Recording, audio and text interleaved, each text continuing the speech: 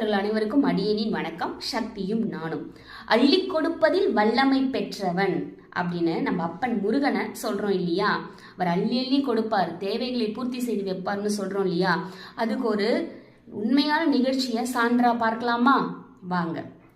மிகவும் பிரபலமான பாடலாசிரியர் கண்ணதாசன் ஐயா இருக்காங்க இல்லையா.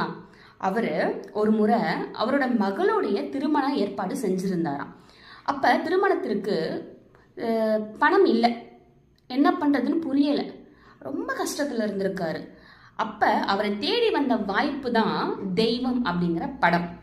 அந்த தெய்வங்கிற படத்துக்காக பாடல் ஏற்றுவதற்காக அவர் போயிருக்காரு. அங்க இசையமைப்பாளராக இருந்தது யாருன்னா குன்னங்குடி வைத்தியநாதன் ஐயா அவர்கள். நமக்கே தெரியும் குன்னங்குடி வைத்தியநாதன் ஐயா எப்படி வாசிப்பாங்கன்னு இல்லையா. கண்ணதாசன் ஐயாவை பார்த்ததும் குன்னங்குடி வைத்தியநாதன் ஐயா என்ன பண்ணியிருக்கிறாரு, தன்னோட திறமைகள் எல்லாத்தையுமே போட்டு வாசிச்சு அவரை சோதிக்கணும்னுட்டு தன்னோட திறமைகள் எல்லாத்தையுமே போட்டு வாசிச்சிருக்காரு. ஆனா கண்ணதாசன் ஐயா அதுக்கு ஈக்குவலா பாடல் இயற்றிருக்கிறாரு. அது ஈக்குவலா எழுதின பாடல் தான் மருதமலை மாமணியே முருகையா, தேவரின் குலம் காக்கும் வேலையா,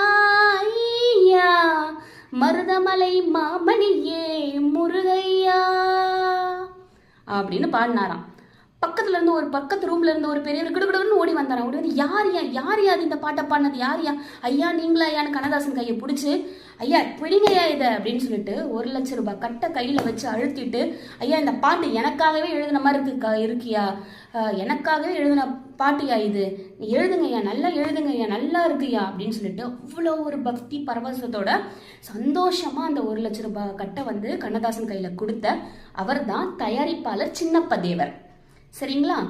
அதை பார்த்ததும் கண்ணதாசன் ஐயா அவர்களோட கண்ணிலையும் கண்ணீர் தாரையா அவ்வளவுதான், அது மட்டும் கொட்டுதான். அவரால் அந்த பக்தி இதுவை அடக்கவே முடியலையா.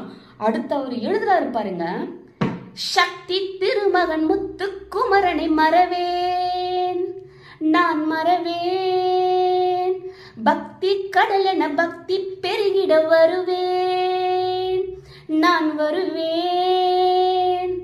பாத்தீங்களா, பக்தி பெருகிட நான் வருவேன். யார?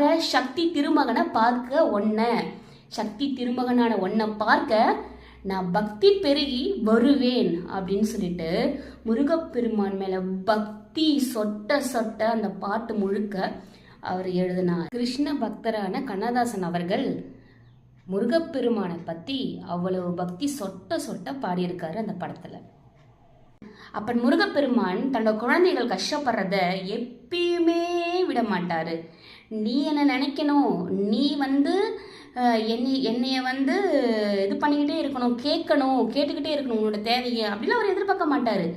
நம்மளோட தேவையை அவரோட கேட்க கூட வேண்டாம். அவருக்கு தெரியும் எப்ப யாருக்கு என்ன செய்யணுங்கிறது அவருக்கு தெரியும்.